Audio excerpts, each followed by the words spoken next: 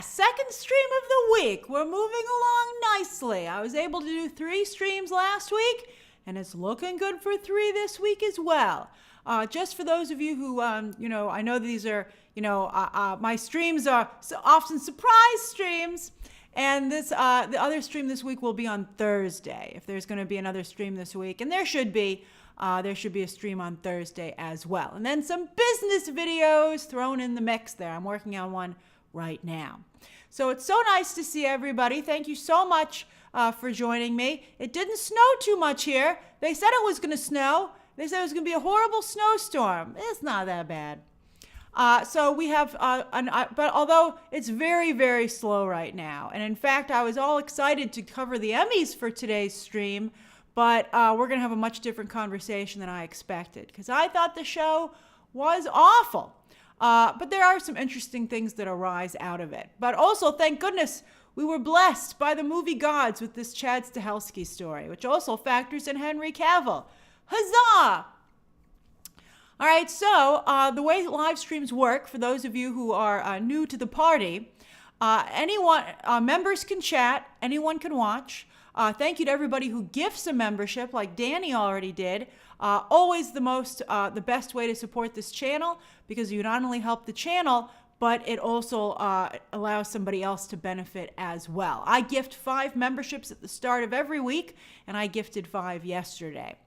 Please keep your comments and super chat questions, etc., to the topic at hand, and I may or may not be able to answer them until I get to the end of each story where I open up the discussion to you. I might, but also sometimes YouTube will go so far past it that I can't go back and catch your super chat. So please keep that in mind if you're going to be using your super chat, either the one that you get for free once a month as a member, or if you choose to pay for one. I just want you to know that you're taking a risk if I haven't yet opened it up to questions. Thanks, Elpidio. And then, of course, if you want to talk about something that is not one of the 3 stories of the day, don't worry about it. There's a Q&A at the end of every live stream for the final 10 minutes, and sometimes longer. I will take your questions and we can talk about whatever you would like. Hey, Not Modern Art, thank you yet again for gifting a membership. You guys are so generous. I really, really appreciate it. All right, so here we go. Story number 1. Here we go. Boop. Oh, thank goodness. Chad Stahelski, thank you for saving today's live stream. All right, so finally, oh yes, boop. Did I boop? I think I booped. Boopity boop, boop, boop. So I'm so happy for Chad Stahelski. Oh, thanks, Rosho. Very generous of you. You've been a member for so long, but I think you're one of those, like a quieter member. Some people like to participate in the chat, some don't. But I love it, Rosho. That's very, very cool of you. Quite the entrance you just made with your ruby badge. All right, so Chad Stahelski. The guy doesn't get any respect, despite the fact he's directed all the John Wick movies. The first one, he directed it with David Leitch, but he's taken on the franchise himself after that. And he doesn't get any respect.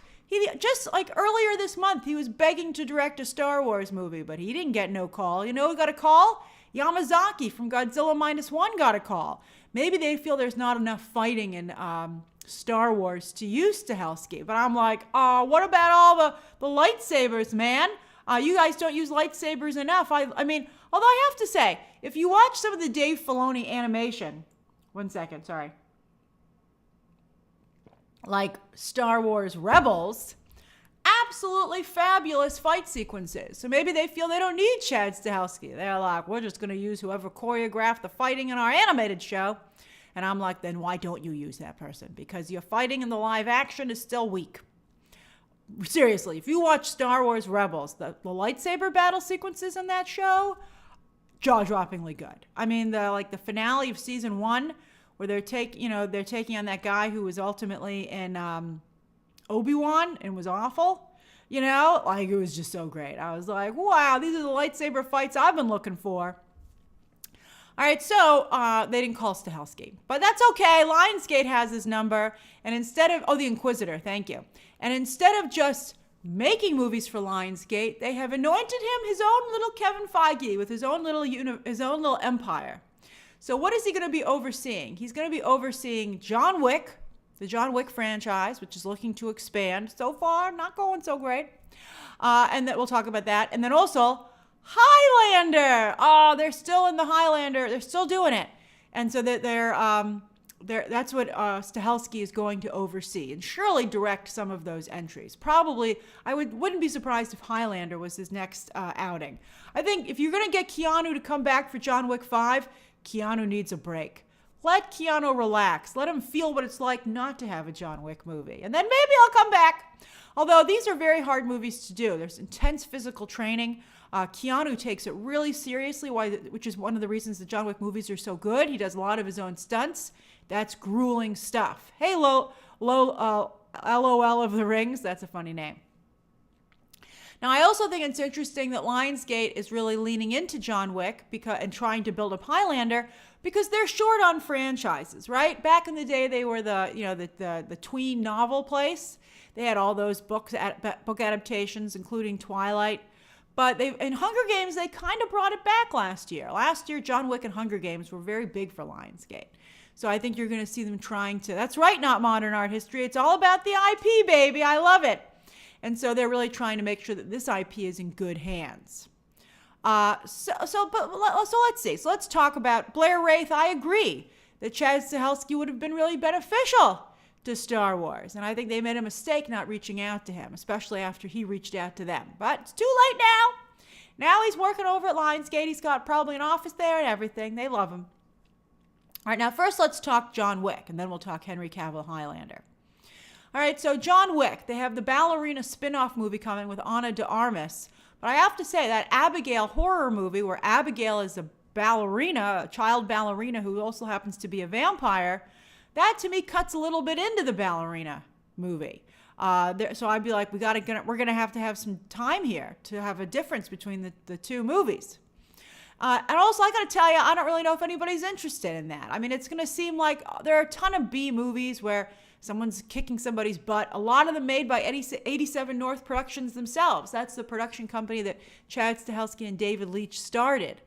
And they've watered down their own genre themselves to a degree. So I don't really know if it feels like John Wick if Keanu Reeves isn't smack in the middle of it. I mean, I think we're all open to having our mind changed. I thought Donnie Yen was a great addition to that universe. But I think it's very specific to Keanu Reeves in beautiful settings kicking butt. And then also, they tried to do the Continental television show on Peacock. I thought that was okay. You know, like it was pretty good at the end. You were like, oh, now you finally found your groove in the last 10, 15 minutes of the show. And it hasn't been renewed yet. And if it hasn't been renewed yet, I would not think it's going to be renewed. Or like they're seriously reworking it, which I would recommend. I don't think anybody wants a John Wick prequel. And there wasn't enough fighting on that show either, by the way. The John Wick brand is fights, fights, fights, fights, fights. They shouldn't lean too much into the mythology because it's flimsy. It's flimsy, man. All right, now let's talk Highlander. Hey, John Kal-El, Superman fan, I take it. That's interesting, Jeremiah says. I've got a little bit of the sniffles. Sorry, it's very cold in New York. So Jeremiah says, Henry Cavill, why couldn't he just join the John Wick franchise? Well, he kind of is. So Highlander, starring Henry Cavill. Henry Cavill is a fan of anything that could potentially star him. No, I'm sure he actually is a fan of these things. Him building a computer from scratch and leaning over it and bending over it is iconic. It was instantly iconic. And I loved that for him. I thought that was really smart. I think he should make a movie where maybe he builds a computer. I loved it. It was hilarious. Maybe there could be a Henry Cavill. You know, if I were his agent, I'd be like, can we do a Henry Cavill reality show?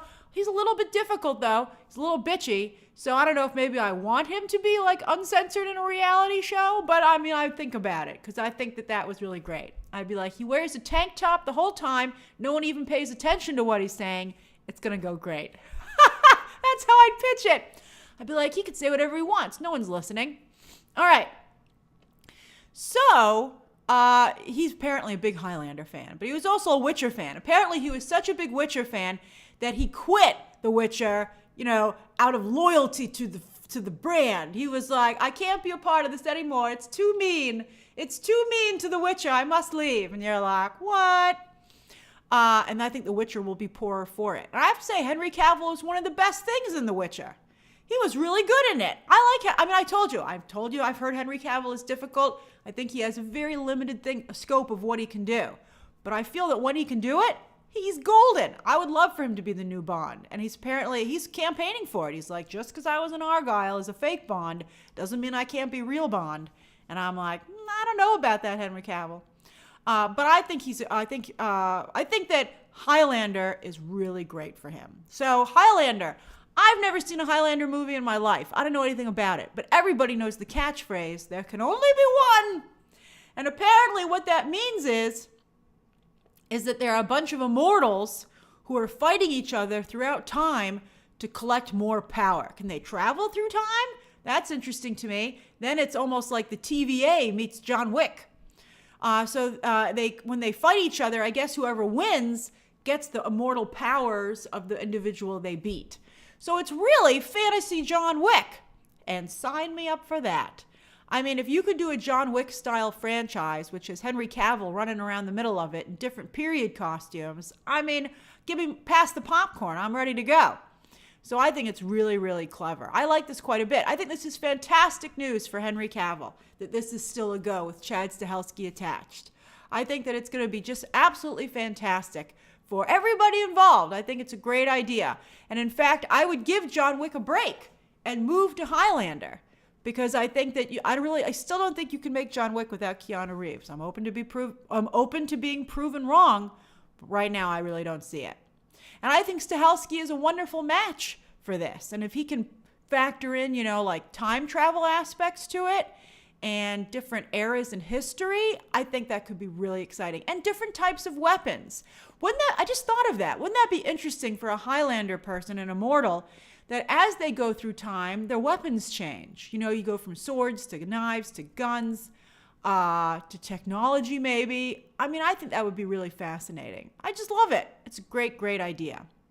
But one thing that concerns me is that in this coverage, they said the most important thing to nail down for these movies is Chad Stahelski. Because while the scripts are okay, what these movies really rely on are the fight sequences and the locations. And I would also argue the production design. But then I would say, you're kidding yourself if you don't think the script is important, because all you have to do is look at John Wick 4, which I know some of you really liked out of the gate, but I think as time went on, all of you agreed with me that story-wise, it was the weakest of the group.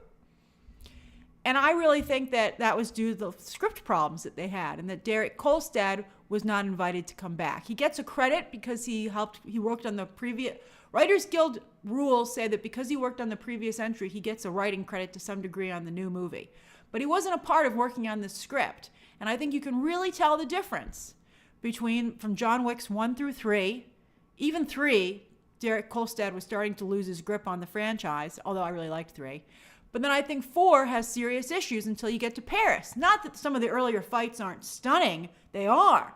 But story-wise, I think 4 is a mess. And I think that ending was a mistake. And I don't think Derek Kolstad would have done that. And if that's a good idea, Sabian. That's a good idea for a poll. We'll do your bet. What do you think of the best? What's the best John Wick? There can only be one. Ha ha ha ha. John Wick 1. John Wick 2. I don't even remember John Wick 2. John Wick 3. 3 is the best in my opinion. I mean, 4 has some incredible fight sequences, for sure. By the way, anyone can vote in a poll. Only members can participate in the chat, but anyone who's watching can vote in a poll. All right, so while you guys are discussing that, does anybody have any questions or comments about John Wick and how this whole Stahelski deal before we close the poll and move on to the next story? Oh, look at John Wick 1, pulling ahead. That's right, Stephen. John Wick 3 has Halle Berry in it and the dogs. That was incredible. Great, great entry. Loved that. I loved John Wick 3. Lloyd Lester, David Leitch has become a Hollywood mainstream director. He's doing, for instance, The Fall Guy with Ryan Gosling and Emily Blunt. I think he's wanted to be more in the Hollywood machine. And unfortunately, they didn't really invite Chad Stahelski to be in the Hollywood machine. He'd like to, as you can see from some of his requests, but they didn't invite him. Luis Berry, welcome back. Same for you. Kiss my kimchi. Also, next week, we're going to have the BTT Inside Access exclusive Ask Me Anything. It'll be on Tuesday in the afternoon after I finish my Oscar nominations video. Rosho, you're really active today. Said, is Chad too much of a creative to be an overseer like Feige? He might be more of an overseer like James Gunn, in that they know he can't direct everything, but they think that he's so stylistically, his signature is so all over John Wick, that I think they're afraid to make a move without him. So you're right. Feige maybe isn't the best comparison. I would say maybe it's more like James Gunn, or even better yet, Dave Filoni over in Star Wars, where he's an advisor, but still, he's able to go off and do his own thing. Steven says, I hope we get more Halle Berry and John Wick. She was so good. But she has her upcoming film with Angelina Jolie, but I bet she would return. She's great at action. I don't know if anybody's even interested in spin-offs, Steven, of John Wick. I think it's a mistake. Let her go do the Angelina Jolie movie, and let her come back for another John Wick film. I think that's a better choice.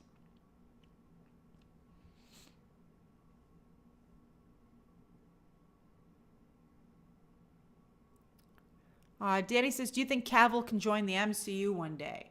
I think unlikely. I think it's just too much baggage, and I don't, the MCU has enough issues. They don't need to transition Cavill from DC to MCU.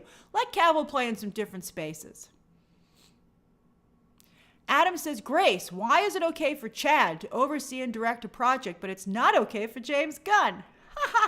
Okay, I'll explain the difference to you.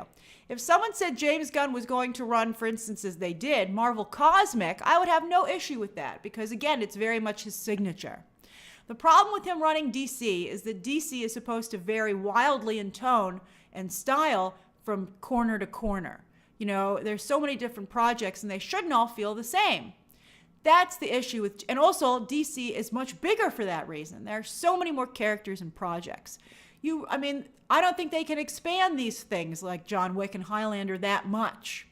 So I think the real issue here is that they know that Chad Stahelski isn't going to direct all of them, so they're trying to make sure they keep him involved. So I think that's the really big difference. Chandler says, what makes Cavill more difficult than other actors at the same level? Well, Chandler, based on what I heard, I think that Henry Cavill does not really know how the business works or refuses to understand and accept how the business works. And I just think from what I heard, he has a lot of requests. I think he doesn't want to play the Hollywood game. And I think that a number of you would applaud him for that. But at the same time, look at the results. And we're going to talk about Bob Odenkirk, who I don't think is doing a good job playing the Hollywood game either. If you want to be a part of the, I think it's really, if you want to instigate change, you can really only instigate change from the inside. So you got to get inside. And so I think that Henry Cavill was just, I think, a little bit too difficult with a little too many people. And then I think people are nervous to bring him on to their projects. I think the way he left The Witcher is really bad. I don't think that helped him.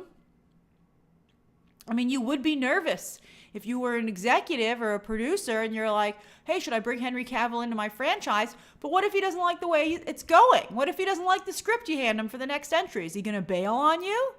That would be a serious issue. Talent, particularly directors, are expected to be ride or die. Not just from the perspective of executives and producers, but even directors. They expect you to really support them.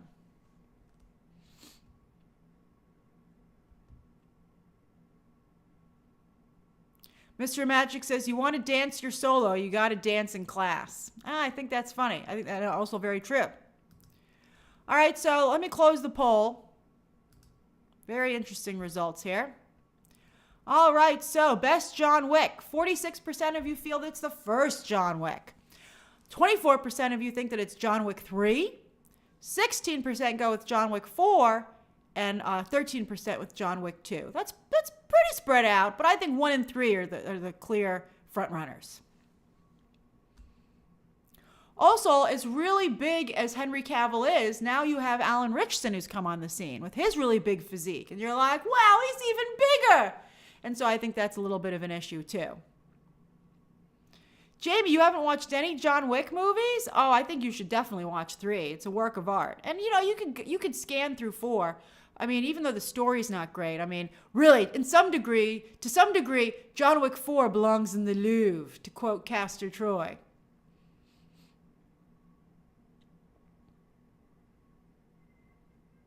Fritz Fromm says, what locations would you like to see in a potential John Wick 5? I think I'd like it to seem a little bit different. I think there was also a sameness to some degree to the visuals in the last 2 John Wicks. And I'd like to see different textures and materials. I think that would be a nice way to go.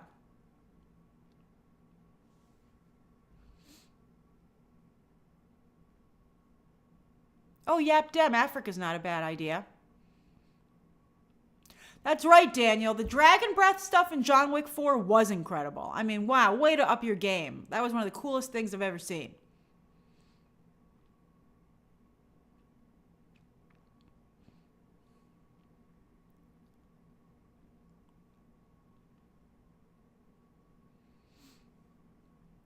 MM92 says, hi, Grace, what would you like to see the John Wick story franchise do story-wise? I want to move on from John Wick, that's the real problem because he doesn't want to be fighting. And so the only reason to have him fight is to get vengeance. But then how long are you going to make the poor guy suffer before he finally gets the vengeance? And so they really wrote themselves into a bit of a corner. They didn't really write something that could be a long-standing franchise. Maybe they'll correct that with Highlander. And John Wick wasn't intended to be a major franchise. It was written for Bruce Willis.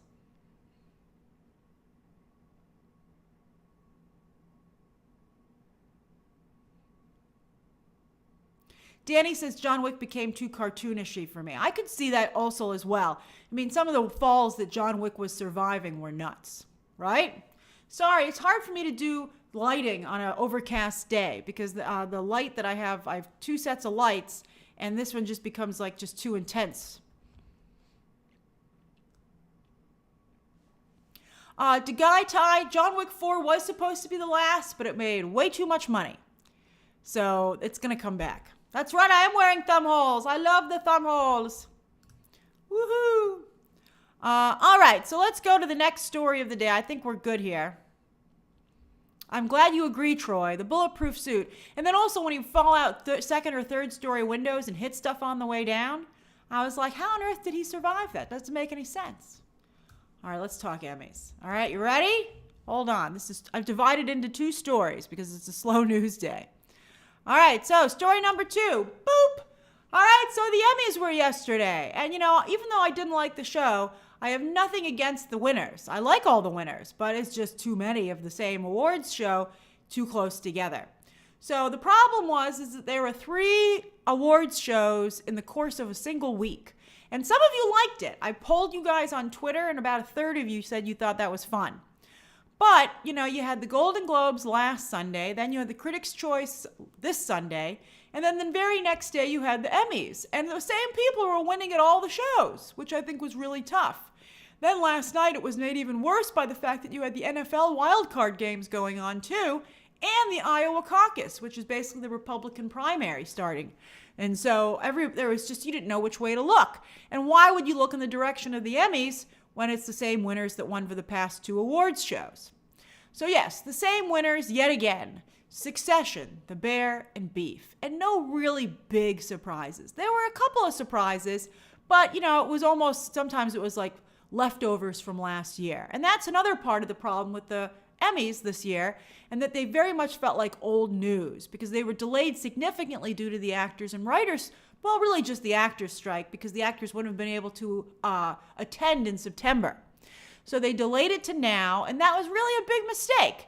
But, last night they were celebrating The Bear Season 1, The Crown Season 5. Trevor Noah, he's no longer the host of The Daily Show, yet he was up there last night to accept. And White Lotus is still in the mix, even though that now seems like a very long time ago. Also, it was very heavy on the nostalgia, and I don't think you need a host for that. I think an announcer could have said, here's the cast of Cheers, etc. And I have to say, I would have preferred more clip reels. I really like clip reels. I think, you're dealing with a visual medium, and as much as I like seeing all these reunited, actors and casts from shows, it would have been nice to introduce each of them with a little clip reel from the shows themselves. And then you would see the actors together. So I thought that was like a little bit and I just don't think it worked very well. And then also, how do you pick? There are so many great television shows throughout history. Which ones do you pick? I thought it was like there was no rhyme or reason to what they were picking. Now, on the plus side, as many of you are pointing out, the most diverse winners list that they've had. I think it was like 5 of the 12. 5 of the 12 were actors of color. And I believe that's the most, or tied for the most, that they've ever had for the Emmys. So that was really great. I think that, I think it's important to see that kind of representation, although I think you have to be careful how you frame it, because I don't think a single person up there is every single person who's up there, these actors of color, they all won because they did incredible work. And I think that's really should be at the forefront of the conversation.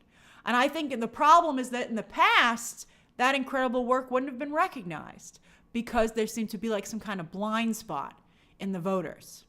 But now the voters are willing to look everywhere, and they're recognizing what I think many of us feel with this group was the best work. Some of these categories were tough though. Like, Austin says the ratings just came in, lowest ratings ever. I'm not surprised, because I think largely because, again, everybody just saw all those people accept the awards. And also it was against the NFL and the Iowa caucus. It's just impossible. That's just impossible odds stacked against them. But so I think all of these people are incredibly talented, but, they already won a bunch of awards, like yesterday. In most cases, literally. All right, so does anybody have any questions or comments about the show itself before we talk about Bob Odenkirk and, why there isn't more variety to the winners? So any questions that you might have about that? See, yesterday we ran long. Today we're running short because slow day coming off the holiday weekend. Steve, I agree. The speeches were way too short and rushed. And I did tweet that. I thought that to only give talent less than a minute to give a speech just robs your show of any spontaneity and anything that maybe potentially would make a headline. And so I just think that it was just a mess. Niecy Nash managed to still get a great speech in there, Iron Issa. I agree. I love that she thanked herself, because it's a marathon, not a sprint, to try and work in any business, but particularly Hollywood. And, the fact that she said she really appreciated that she didn't give up on herself, I thought was really beautiful. Steven says, do you think The Bear Season 2 helps Season 1? I think for sure it does. That might technically be Season 1 wins, but I think they're actually for Season 2. So it's going to be super weird the next time Season 2 comes around, because everybody's going to be like, but we already voted for this. MM92, I liked Fleischman Was in Trouble as well. It was like a weird kind of a show, very low key. I wouldn't give it any awards. I mean, I'm glad you think that it should have them, but I thought it was certainly a good watch.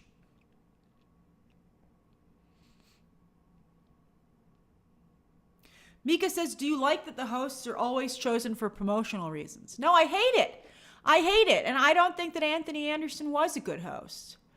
I thought Kenan Thompson was a great host last year, though. And he was chosen for promotional reasons because they were on NBC last year.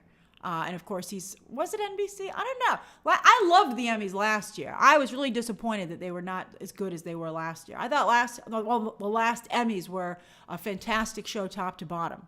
I liked the layout of the stage much better.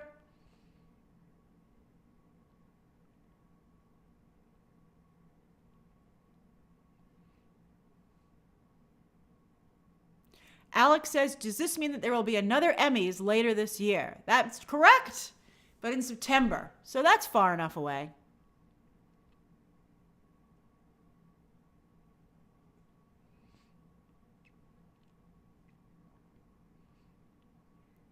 All right, so I think you guys are ready to move on to the next story. All right, hold on.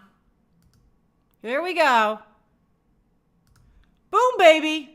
Poor Bob Odenkirk. That's actual footage of him at the show the moment that they announced that he did not win yet again. And he's not coming back to this dance because Better Call Saul is done. This was for Better Call Saul's final season. So they were talking about the fact that Better Call Saul has like something like 50 plus nominations for all its seasons and not a single win, which is weird because Breaking Bad got a ton of Emmys. But this Better Call Saul just has not connected. So let's talk about that. Because something else I saw being discussed today in entertainment circles was whether or not it was healthy to give all the awards to just 3 shows: Succession, The Bear, and Beef. Was it a good idea to give them everything everywhere? All, not only best show, but also all the acting awards, and here the Emmys directing and the writing awards. They got every single thing almost down the line. Shouldn't, the Oscars, for instance, tries to spread the love out around a little bit more. Like, at Critics' Choice, you saw, Barbie and Oppenheimer and Barbie led the charge, but a couple of other movies still managed to get at least one. And you saw that a little bit here. Dahmer picking up one. That was great. Abbott Elementary picking up one. So, you saw a little bit of representation. Spreading the love. Now, next year, I think it's going to be very interesting. We might have a particular, in September, we might have a really interesting Emmys because a lot of shows won't be back because of the strikes. Although I guess The Bear season 2 will qualify. So The Bear will be back. But, a lot of stuff's not going to be there, which I think could be really interesting. So, maybe we'll have some surprise, maybe at least the next Emmys might be a little bit more interesting. But I think what happens is that all the voters across the board, from the press to the different academies, television, movies, all of them, they tend to start voting in the same direction because they don't want to throw away a vote. And I think that especially as the same people win again and again, you're like, well, it really becomes whether or not you just want to get on that train. And I wish that there was some idea as to who the runner-up was maybe. Wouldn't it be nice to know? I guess that would kind of defeat the purpose, but maybe it would make it seem less like you would be throwing a vote away. Like, I think it would maybe open the conversation up. Like if you were like, Bob Odenkirk was just like 20 votes behind, right? Then you'd be like, oh, if more of us were more independent, maybe we could shift who won. And a great example of that is the Critics' Choice Awards, where I'm Just Ken beat out Billie Eilish. People there dared to vote for I'm Just Ken and not go with what Hollywood had said was the person or the project to vote for. And look how that changed and how exciting and interesting that was. So that would be good. But Hollywood is indeed quite cliquish, That's why you have to campaign, and you have to campaign hard, because narratives take shape, momentum takes shape, and at a certain point, it's impossible to break through. Some of you are saying it might be partially AMC's fault. Now, AMC back in the day ran a great awards campaign. They did a wonderful job for Mad Men and Breaking Bad. But that was at a time when there weren't as many streaming services, right? And Netflix was still getting the hang of things when it comes to original content. Now they have to compete with HBO, which HBO puts out way more content than they ever did beforehand. Then they also have the Disney Plus shows, like Andor didn't even have a chance. The Last of Us, that didn't even have a chance, which was tough, And I know, Danielle, I know it can seem offensive about making you dance for your supper, but I think when there's just so many dancers up there, you got to do something to get attention to yourself, So I think that AMC clearly has lost its ability to campaign. Then I also think there's an issue as to no one's talking about Better Call Saul right now. And I think that's really, really tough. I know people were watching it and its fandom still really loved it all the way to the end, but the media stopped covering it. And the media covers stuff, by the way, if it gets clicks. So the reason they stopped covering stuff is that it's not getting clicks. So they're like, nobody cares about Better Call Saul coverage. Let's move on to something else. Let's move on to the show that people do want to click on. So that's a really big part of what shapes coverage. Maybe Better Call Saul shouldn't have gone for the slow character burn. It didn't have as explosive moments as Breaking Bad did. Maybe Better Call Saul should have introduced new characters more often, so that would reinvigorate the conversation, right? Like The Last of Us is beautifully built for that. We'll see what the structure is for season 2, but they had so many great guest stars who won a lot in the creative Emmys the week before, a couple of days before. Those aren't televised. But yeah, that's really a big part of it. I think you have to, I always say, you got to play the creative and the business game. And I don't think the Better Call Saul did a good enough job keeping itself in the conversation. I'd also like to say that not only is Bob Odenkirk, not so much in playing the Hollywood game, but who else doesn't play the Hollywood game? Vince Gilligan. Vince Gilligan ain't playing the Hollywood game.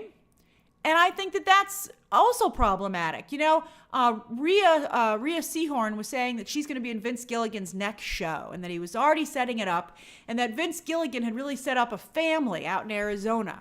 He said they're going to use the same writers, the same actors a lot, the same crew. And it's like, what's not in Arizona? Hollywood. Why would you guys banish yourself to Arizona so that you never saw anybody? Nobody sees you going around town. You're not going to industry events. You're just living in Arizona. And I mean, it might be nice there, right? That's great. And certainly nobody can say anything bad about the quality of the content that they're producing. But I'd be like, hey man, that's right. Not modern art history. You're not at the party. Oh, but you're near Aubrey Smalls, who is in Arizona. Aubrey, if you're at all interested in the film industry, maybe you should find out at the production office's contact information and see if you can get over there. But yeah, that's interesting, Mika. You point out that Taylor Sheridan's doing all this stuff in Texas. You got to be over there. You got to be part of the group. You got to get people talking about you. That's funny, Pratik, that you bring up Giancarlo Esposito. I retweeted a viral video of him the other day. I think it was actually yesterday, where he had run into somebody on the street and was going through his clothing and talking about his outfit. And it was just such a great video. But part of me I was like, is this staged? I mean, who cares? It's so well done, and it got the trick done. It got millions of views. But I was wondering if that was something that maybe his publicist had set up, because he was so friendly with that guy. And I was like, it's getting harder and harder to tell. I'll tell you a little bit of tea, all right? I can't even give you the details of the tea because it's a little too hot. But let me just put a germ of an idea in your head. A lot of the things that we think are organic to social media, sayings, memes, interactions, are actually orchestrated by studio PR. And they have figured out how to make it seem like the general public came up with it. And they're getting really good at it. I can't even tell you, but when I heard one of the things that they did, I was like, holy crap, that's amazing. And so I think when you see stuff and so you see something particularly, Carol, I can't confirm Minions, so that's a good example. Carol, that's a great choice about Minions, right? Was that really organic? Or did Universal reach out to just the right influencers on TikTok and stuff and get enough of them to do it that they pushed it? I mean, that's really fascinating. So I'm just amazed. And so that's something to think about. And everybody likes to say the studios are stupid and don't know what they're doing. But you're like, no, they've just changed the way they operate, and they figured out a way to work the system to their advantage. I don't know about the Grimace Shake. The Grimace Shake seems to me like maybe something that maybe came out of nowhere, but then maybe McDonald's might have gotten people to lean into it.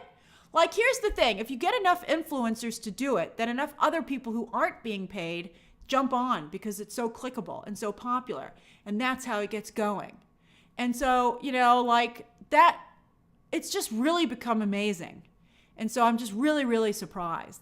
Who makes all the memes and GIFs? Who does that? Who feeds that? And then once they certainly at some point take on a life of their own, but who started that? I think you have to consider that whenever they're thinking of advertising something, they sit down and they think, well, how can we get the internet to interact with this? And I think that you're seeing them do that, and they're getting better and better at it, because I think the more of these kinds of things that you see, the more it must be coming out of Hollywood. So I just think that's incredible.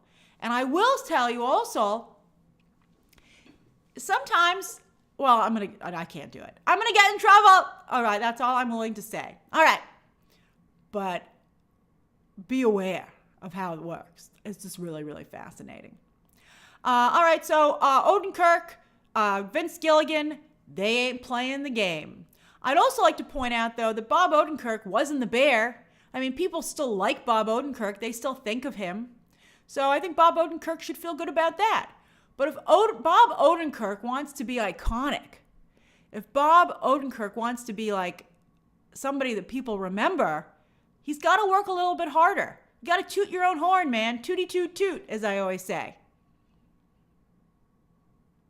You guys won't say anything? People clip this stuff and put it on media. I'm going to get in so much trouble. No way. But I appreciate your enthusiasm. I already gave you mega hints. But that's the thing. And I would hope that everybody who hears this takes that into account for themselves. How are you going to make sure that you stay in the conversation?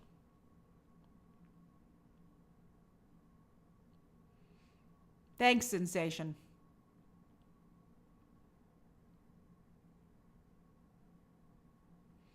All right, does anybody have any questions or comments about this? And then we'll get to the Ask Me Anything portion of the stream.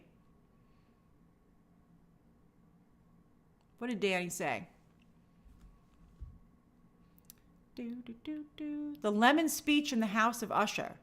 Well, I can't speak to that because I don't know what you're talking about. So that social media trend didn't reach me.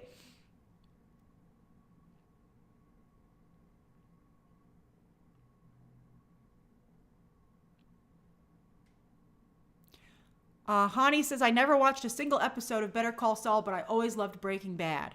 I watched the beginning of Better Call Saul. I thought it was fantastic. I watched like the first few seasons, but eventually it just became too much of the same to me, and other shows captured my attention. So I think it really is a part of Better Call Saul not doing a good enough job reinventing itself from season to season. Remember, I always tell you the rule for movie sequels or new seasons of shows. I need to be able to tell the poster frames apart. Although that doesn't seem to be bothering the Bear. Like, who knows when an image comes from the Bear season 1 or season 2. But like, you need to be able to tell the stuff apart. Like Ghostbusters is a great example of that. I wasn't so sure about them doing Frozen Empire, but they put ice over the logo and ice on all the Ghostbusters stuff. And you're like, oh, it's the new Ghostbusters. You need that. That's one of the reasons they change the costumes of superheroes with every new movie. So that you look at the poster frame and the poster and you go, this is the new movie. That's really, really important. Marketing is so important. Blair Wraith says most things are fabricated these days. Even people look at all of these industry plants out there. But I don't think you should look at it as a bad thing. I mean, look at the joy these things give us. It's not as organic as you think. Although Croc was totally organic about the Blue Beetle Battalion. That's right, Croc. Sometimes it is organic. Kudos to you and Neb. You guys did a great job with that, and I was glad to see that you guys were recognized for your work by the studio. And you got to go to the premiere and everything. That's awesome. You were able to turn yourself into an influencer through those actions. Thanks, Rampage. That's very kind of you.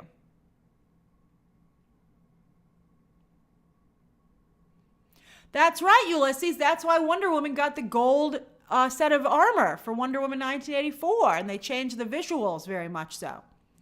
Stephen Turner says, seems to be a fine line between playing the game and the industry seeing you trying too hard with Lady Gaga and Gucci, and then Bradley Cooper for Maestro. Oh, that's a funny comparison that you would say that. That's true. I think Bradley Cooper tried way too hard for Maestro. I mean, I told you the name of that movie should be Bradley Cooper Really Wants an Oscar. It's like everything in life. It's a delicate balance.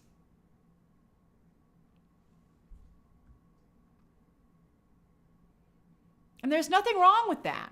You just got to learn to balance.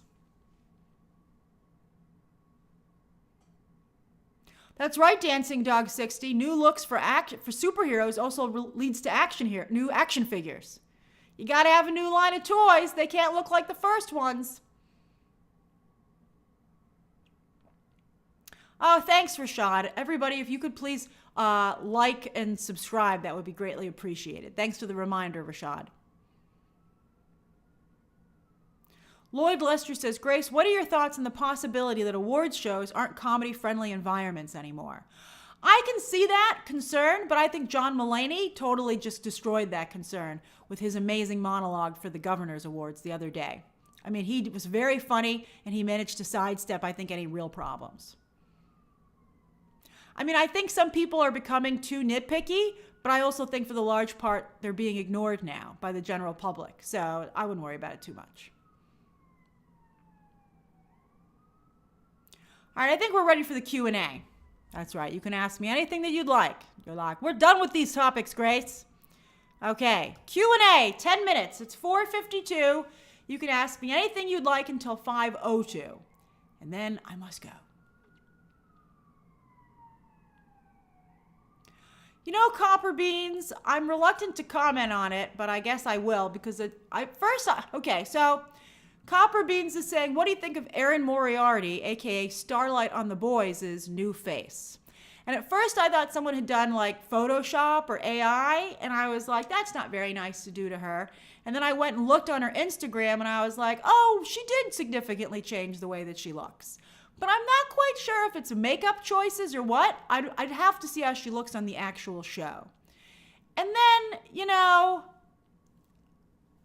I guess all I would say to that is she just looks significantly different. And I think that speaks more to the stress of Hollywood, of being an actor, particularly an actress, although I think it's becoming for both genders, men and women these days. And so I hope that it was just a weird photo and weird makeup application.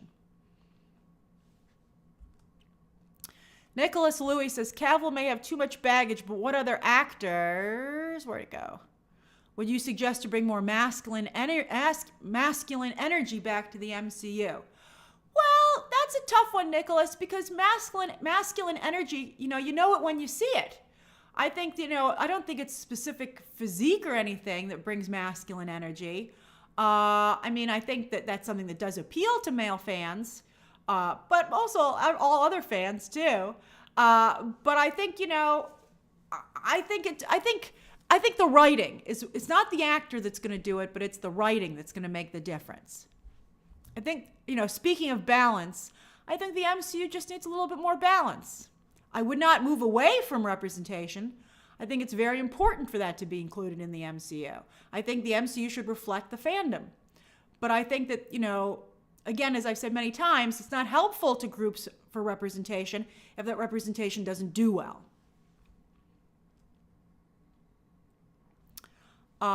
Lisa, I agree. John Mulaney to host everything.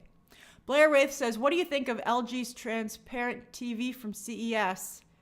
It looks so futuristic. Oh, so it's LG made a transparent television that's at CES right now, or just was. It looks so futuristic. Also, thanks for keeping me company as I'm a trucker. Oh, that's so cool. And you're always a delight. Honk the horn for us, Blair. That's awesome that you're a trucker and we can keep you company. That's so cool. I have not seen the TV. I'll have to take a look at it. I only buy a new TV every once in a while. I'm always reluctant to upgrade technology because I feel it moves sometimes too quickly. And I just bought a TV actually, but I'll take a look at it. You've made me very interested. I don't like the visor that Apple just launched. I have a big problem with that.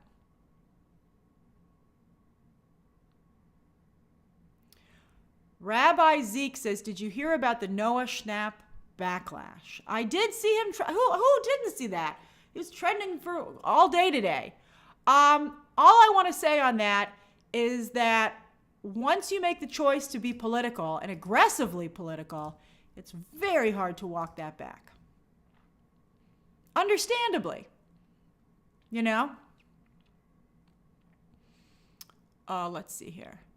So Hail Jafar says, it's been so long, Grace. I always watch your streams after work, and it's a great time to unwind. You have been crushing it on content. Thanks, Sohail. I've been feeling bad. There isn't enough stuff going on, but I'm trying very hard to make sure I get enough videos up still. John Timothy says, Grace, always a great live stream. Yay. With a month till Avatar on Netflix, are you planning to review or watch? I am. I'm definitely planning to review. I wish that it was being released weekly, but I'm going to do the best that I can with the drop. Hey, 80s model. Always so great to see you. Thanks for gifting a membership. Let's see here. Bum, bum, bum, bum, bum, bum, bum, bum.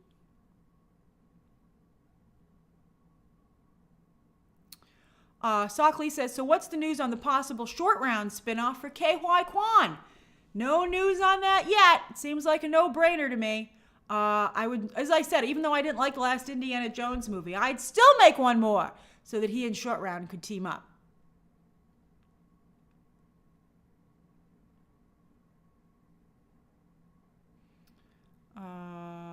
Let's see here. Orlando Huerta says, not a question, just thank you for staying true to yourself in this industry.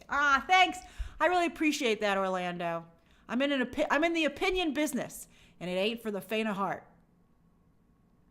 David says, what do you think of the rumors about a Barbie musical? Horrible idea. Horrible. I want the Ken movie. I think that's the only path forward. So let's see if they announce that after the Oscars. Jonathan says, did you hear about the Young Sheldon spinoff about Georgie? I don't watch Young Sheldon, but damn, that Chuck Lorre, he really can just spin anything into comedy sitcom gold. Gabe says, why do you think spinoffs seem to attract so much bad attention? Well, I think people are just concerned about them being done right, and they often aren't done right, which is why it's such a pleasant surprise when something like Better Call Saul is as good as Breaking Bad. Well, not as good, but still very good.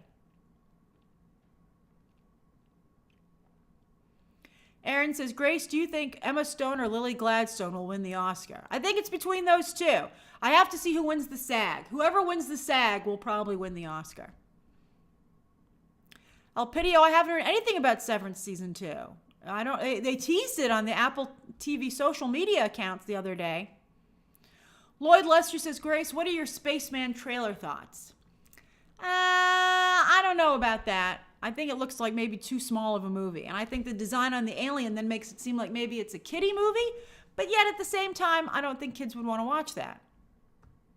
Man on the Moon says, what is your favorite Valentine's Day movie? Looking forward to the new Mr. and Mrs. Smith. That's actually not a movie, that's a series, Man on the Moon. I've actually finished that. I finished that last week, and I'm not allowed to talk about it. But, it's a good, I can't talk about it.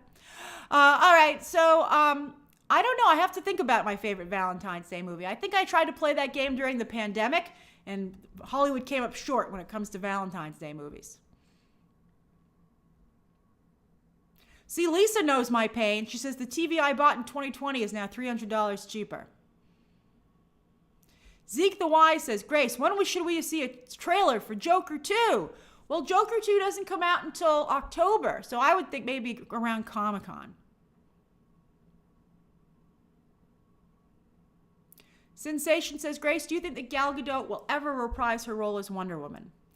I do not. Maybe like in 20, 30 years, right? Well, not 30, but maybe like 10, 20 years.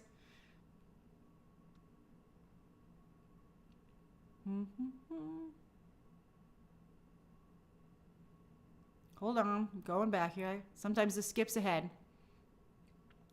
Britt says, what roles should Margot take on next? What should be her following steps? Well, Margot Robbie said she's going to take a break because she knows she's been everywhere for the past year. And I really commend her for that kind of being that self-aware. And I think a break would be an excellent idea for her. And she's still going to be producing. And then I think she should come back, and I would not do another major franchise. She's already been Harley Quinn. She's already been Barbie. I think she should focus on other types of work.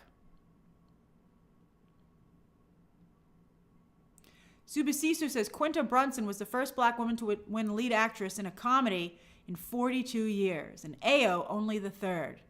Well, I think that unfortunately really speaks to the type of shows that have been out for so long, and I'm really glad to see entertainment reflecting now the people who watch it.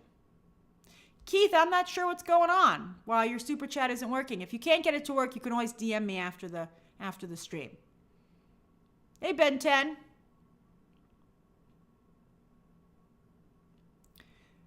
Man on the Moon says, what are your thoughts on the Batman Christmas special? What's your favorite holiday special? I like the BBC ones. Britain does a great job. Blackadder's holiday specials have been some of my favorites. I love Blackadder. Oh, Idzante says, what about, Grace, you missed my super chats. What about The Bear being listed as a comedy versus drama? It's lighter in tone. I think that's what they're talking about. It's a lighter in tone. Sometimes the episodes are close to half an hour. I mean, I'm not as upset and offended as some other people seem to be. Alama says, especially because, what is it up against? Other shows that I think toe the line as well. Like Marvelous Mrs. Maisel has some dramatic elements too. Alama says, how do you find sources? Do they reach out to you, or do you reach out to them? Was there a story in the past you can tell us about that really made your jaw drop and made it hard not to spill the tea? Well, sometimes I get stories that because my sources come from unusual places that other people in the press don't know about. And so they unfortunately then say bad things about my scoop, and then I get proven correct, which has been very frustrating. I think just like any journalist, I have sources that I've, cultivated. I have sources that have come to me and I've developed relationships with. And it comes from all different types of people. Sometimes it comes from, a source. Sometimes and sometimes people in the industry will reach out to me and tell me stuff, and I'm allowed to share it. Sometimes I'm not allowed to share it. It's all about, I think, really being open to people talking to you. And I think that's served me the best. That I'm like, I'd love to talk to you. And also that I'm trustworthy. You can tell me something, and if you say it's off the record, I won't share it. I think that's really important. Like, I don't go and tell you everybody I talk to, because it's private, and they're trusting me.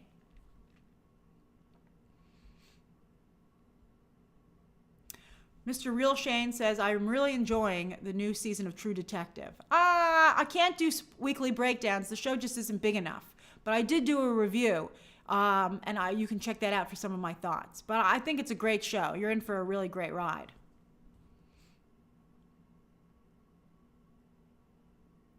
Matt says, what would you do with the MCU if Deadpool underperforms? I can't imagine that happening, so let's see if it does, and then we'll discuss it.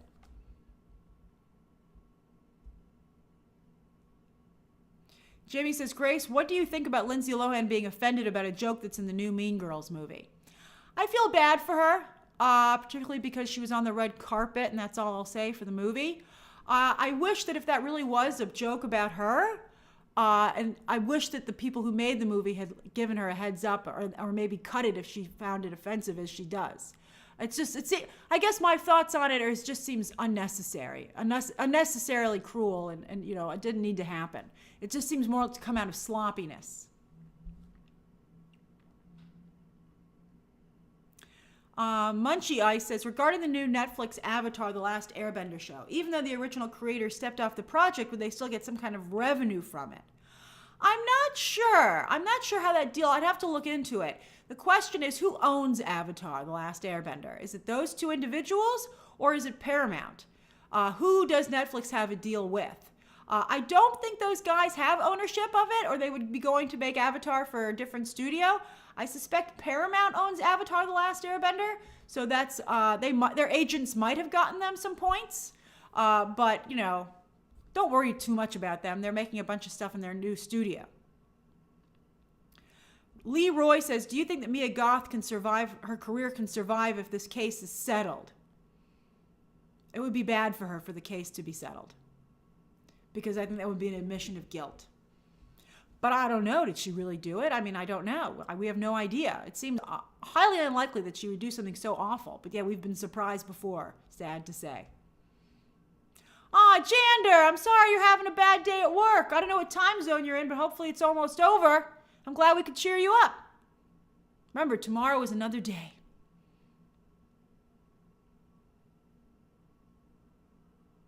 VTTV, I do not think that Ryan Gosling would be a good Sentry. I haven't watched the Fargo finale yet, Michael McKennis. I'm going to watch it tonight with my dinner. Don't ruin it for me. Lulu, I don't see myself reviewing Doctor Who because I know so little about Doctor Who. Not even like a casual knowledge of it. Man on the Moon says, how did you learn the timing on when you can break a story? You got to feel it out. You got to see, you got to see if someone else is going to break it, right? You got to, and you already had it. You're like, okay, I got to get it out first. I think it's just, you have to have a feel for it. And then, of course, there are review and social media embargoes for shows and movies. They tell you when you can talk about it.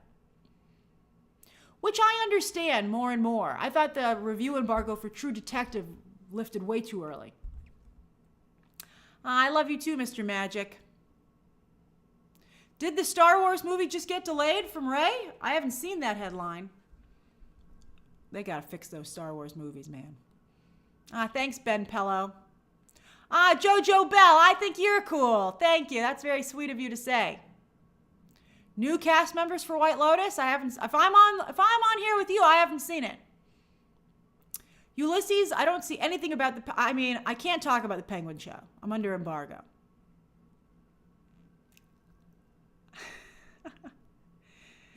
Now you feel my pain.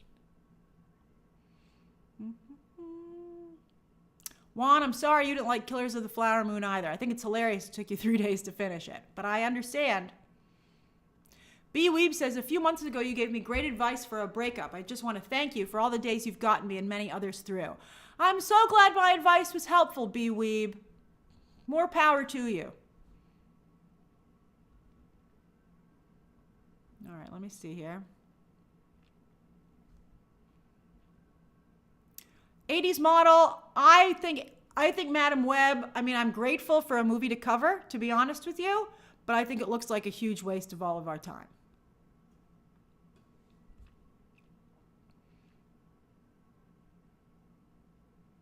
Mr. Real Shane says, which show will be your next weekly breakdown? That's a great question. Well, what's the next show that's going to release weekly? Probably looking at my schedule, Fallout. And I don't know anything about Fallout, but I'm going for it. Fallout on Prime Video. That'll probably be my next one. That starts April 12th. It's so far away. It's so horrible. Why? So far away. So far away. Oh, B. Weeb, you got a date? You're back on the horse. You have another date. I'm so happy for you. Oh, it's 5:09. See, I love talking to you guys. I always run over. All right, shout out time. Shout out time. Where are you? What are you doing? Let me say hi.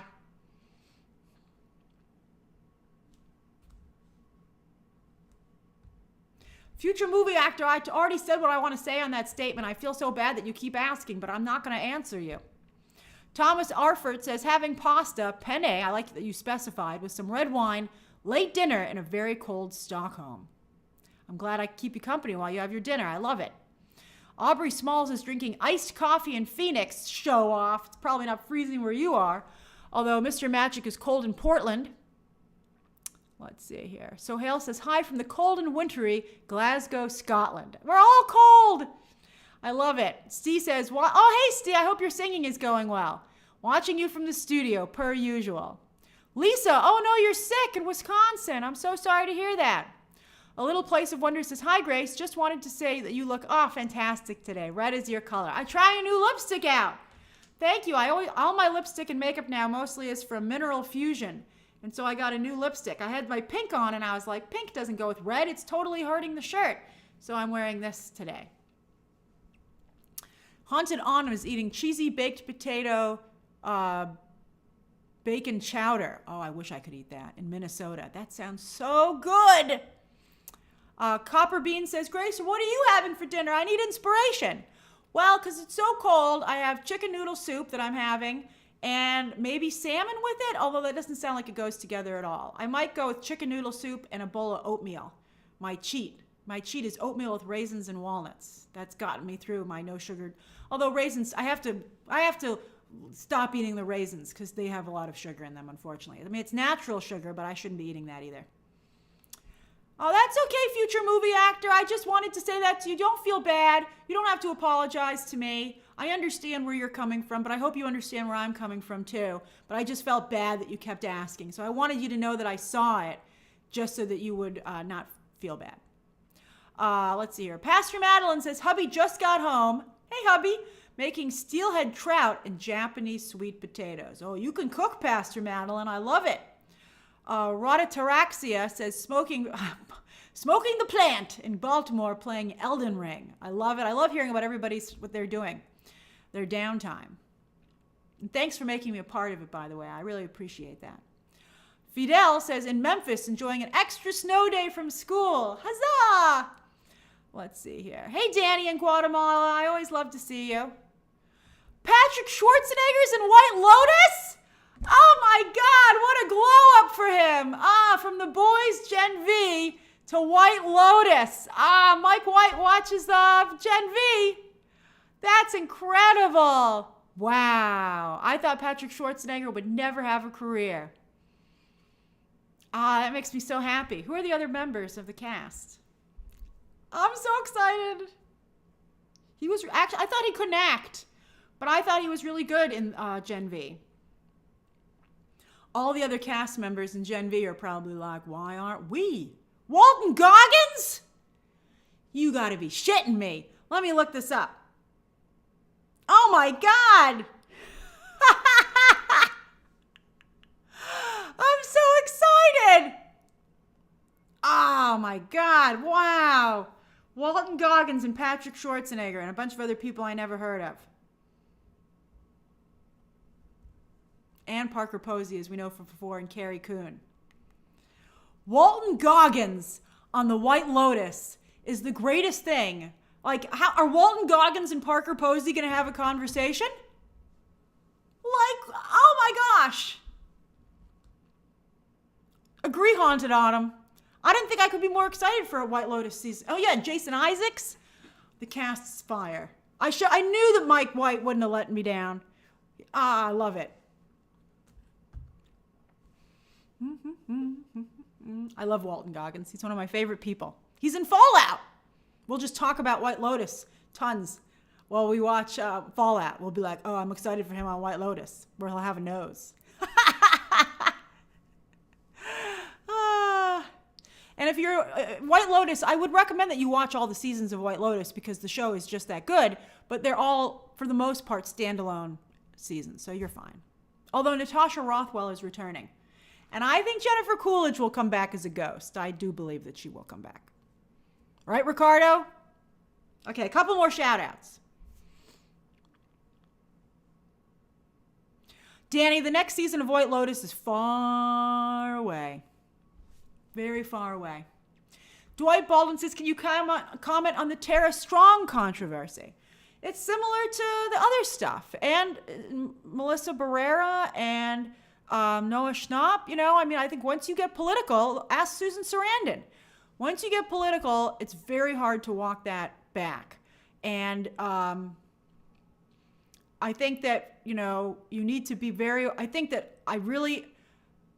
I'll say once again, that I really do want everybody to be safe, and I want that situation in the Middle East to be resolved. I feel awful for what's happening. And I think that you need to be aware of what your job and what your space is. Now, of course, it's important for there to be voices that are heard and to champion things. But, I think it's a slippery slope.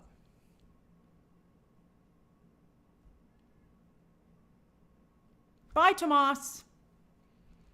VTTV says, dying from the fumes of my markers while drawing on a snowy evening. Open a window, VTTV. Just don't sit next to it.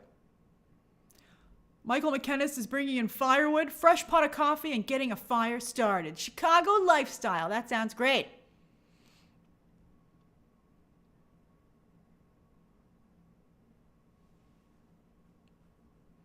Dwight, was Tara's comment really about AI?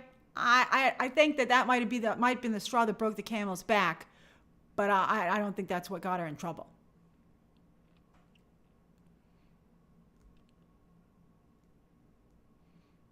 Lloyd Lester says, headed to Starbucks for an unusually late coffee here in snowy Virginia. Needed to get out of the house. That's great, Lloyd.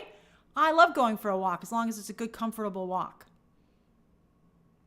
All right, everybody, I had a great time with you as always, and I will see you on Thursday for the next stream. All right? Thank you, everybody. Sleep tight. Bonne nuit in France, Ben. Bye, everybody. Bye. Bye-bye.